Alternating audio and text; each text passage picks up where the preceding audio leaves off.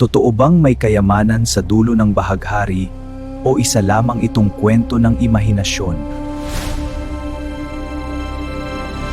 Ang bahaghari ay nabubuo kapag ang liwanag ay dumaan sa patak ng ulan.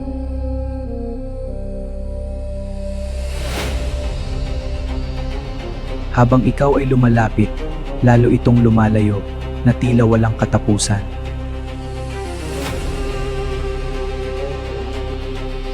Iba-iba ang nakikita, depende sa iyong posisyon, kaya wala itong iisang dulo. Ngunit sa mga kwento, may kayamanang naghihintay sa dulo ng bahaghari.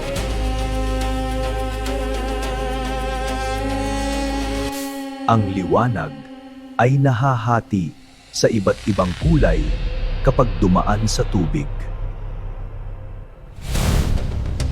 Sa loob ng patak, ito ay nagre-reflect at muling lumalabas bilang kulay. Habang ikaw ay lumalapit, hindi ka kailanman makakarating sa dulo nito.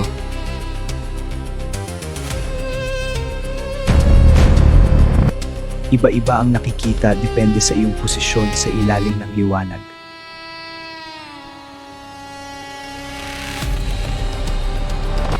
Ang bahaghari ay pansamantala at nawawala sa isang iglap.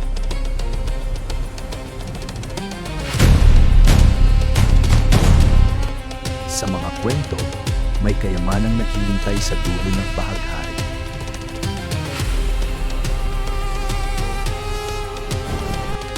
Ayon sa alamat, isang nilalang ang nagbabantay sa kayamanan.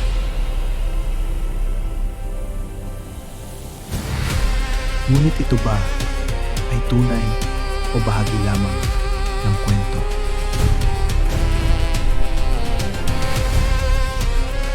Ang isip ng tao ay likas na naghahanap ng kahulugan sa nakikita.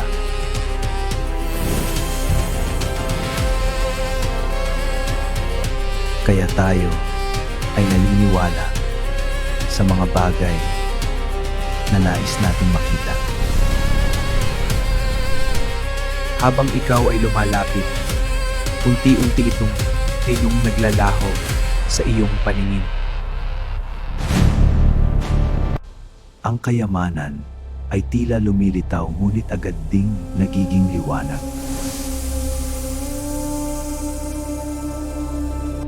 Ang kulay ay nagbabago ayon sa anggulo ng iyong paningin.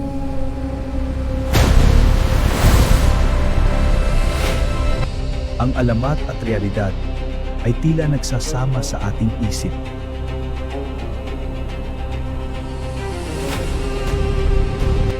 Ang utak ang nagbibigay kahulugan sa ating nakikita.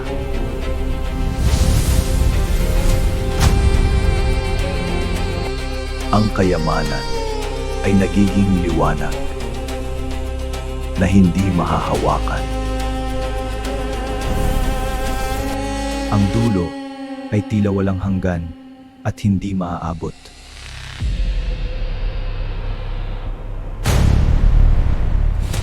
Habang hinahabol mo, lalo itong lumalayo sa iyong landas.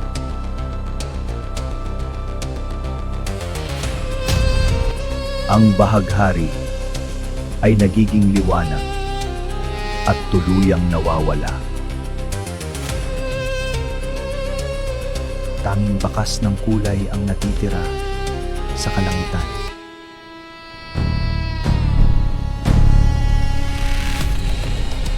Ang tanong ay nananatili sa isip ng bawat isa.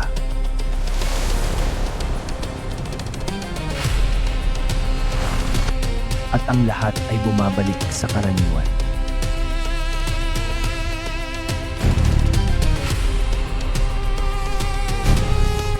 Ngunit minsan, ito ay muling nagpapakita.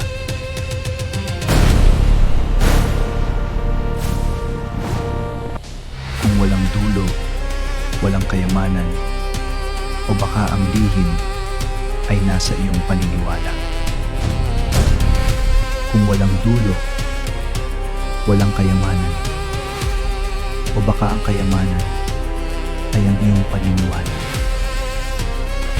May mga tao na may kakayahan na lampas sa normal.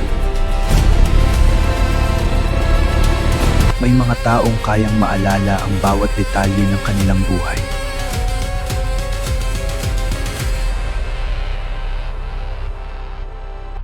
May mga kayang tiisin ang matinding lamig na parang wala lamang.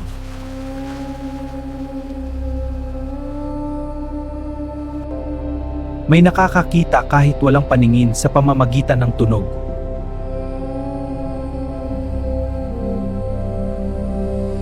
May mga reflex na napakabilis, halos hindi maabot ng karaniwan.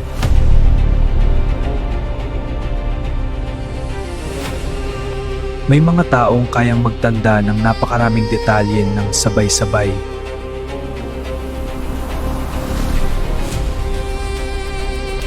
May mga kayang tiisin ng sakit na hindi agad nararamdaman.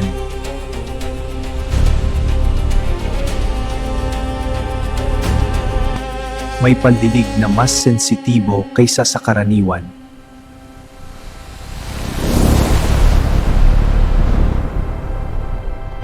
Ang utak ay kayang magbago ayon sa karanasan.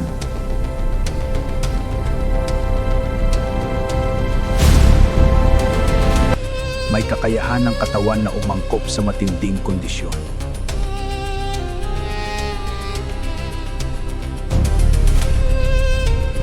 Ang ilan ay napapaunlad sa pamamagitan ng pagsasanay.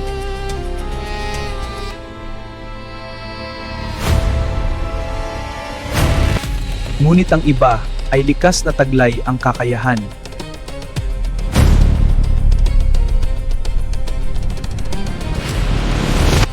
Ang genes ay may papel sa kakayahan ng tao.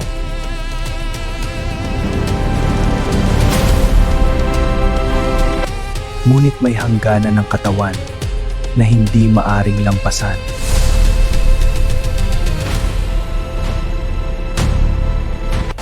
Sa ilang sandali, maaari itong lumampas sa limitasyon.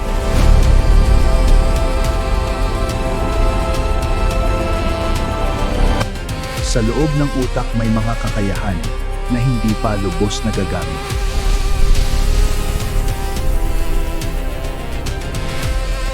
Sa matinding focus ang mundo ay tila nawawala sa paligid.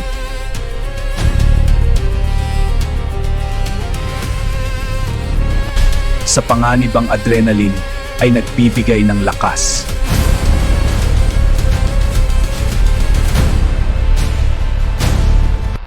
Sa ilang sandali, tila bumabagal ang oras sa iyong paningin.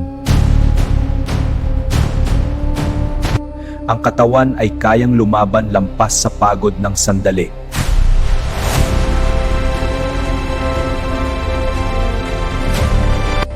May mga pagkakataon na nalalampasan ng limitasyon ng katawan.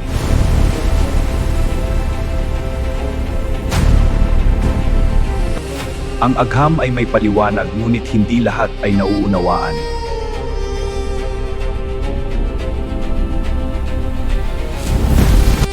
Kapag nagkakaisa ang isip at katawan, lumalabas ang tunay na kakayahan.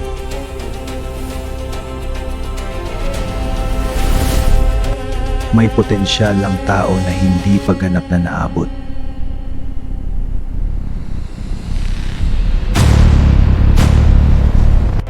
Ang limitasyon ay maaaring pansamantala lamang.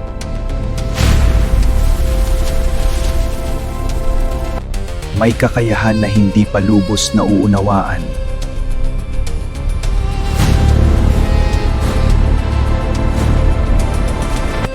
Bawat tao ay may sariling kakaibang kakayahan.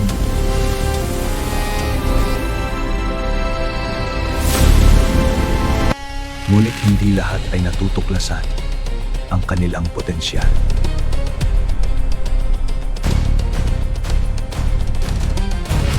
Kung may kakayahan ka na hindi mo pa alam, handa ka bang tuklasin ito?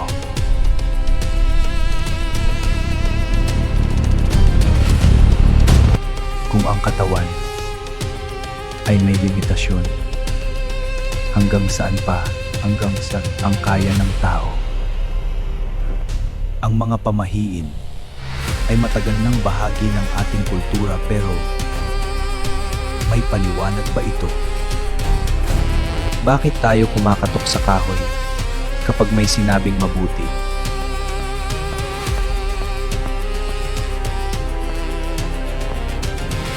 Bakit sinasabing malas kapag may pusang itim?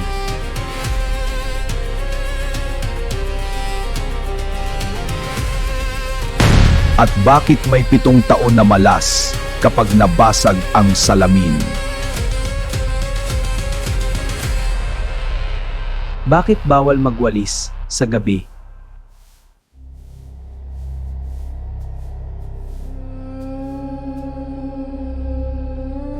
Ang mga pamahiin ay nagmula sa sinaunang panahon ng ating mga ninuno. Ang utak ay naghahanap ng paliwanag sa hindi maintindihan.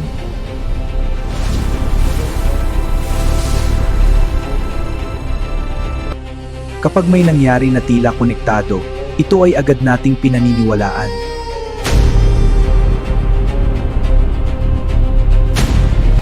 Ang utak natin ay likas na nakakakita ng pattern kahit wala naman.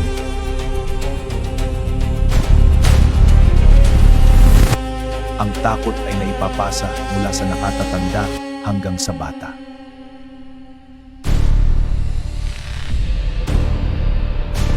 Ang instinct ng tao ay umiwas sa panganib kahit hindi sigurado. May panga tayo. May mga pamahihin na may praktikal na dahilan sa likod nito.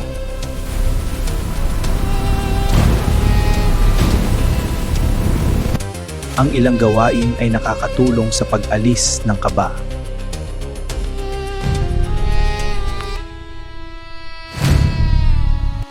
Ang paniniwala ay lumalakas kapag ito ay pinagsasaluhan.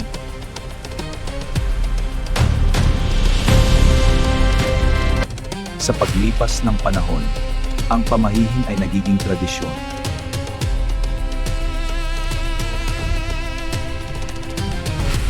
Ang utak ay kusang bumubuo ng kahulugan sa mga pangyayari.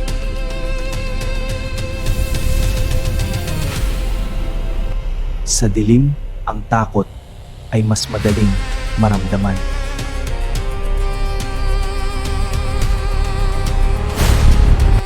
Kapag paulit-ulit ang isang pangyayari, lalo itong pinaniniwalaan.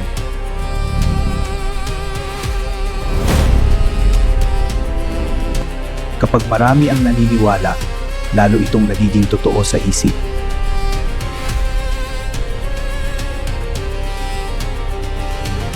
Ang ilan ay may paliwanag na nakabatay sa realidad.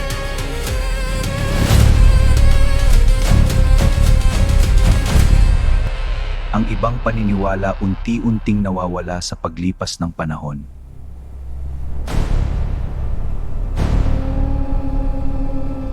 Ang bagong henerasyon ay nagsisimula ng magtanong kung totoo ba ang mga ito. Ang agham ay nagbibigay linaw sa mga paniniwala.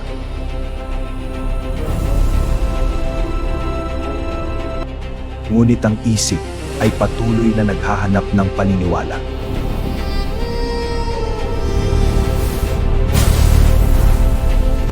Sa pagitan ng katotohanan at paniniwala, ang tao ay nag-aalinlangan.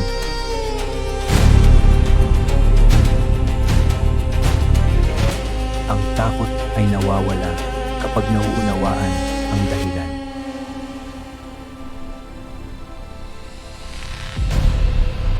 Ngunit kahit may paliwanag, patuloy pa rin itong sinusunod.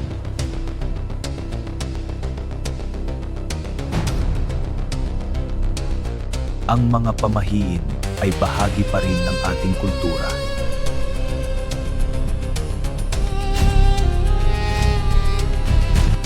Kung may paliwanag, maniniwala ka pa rin ba?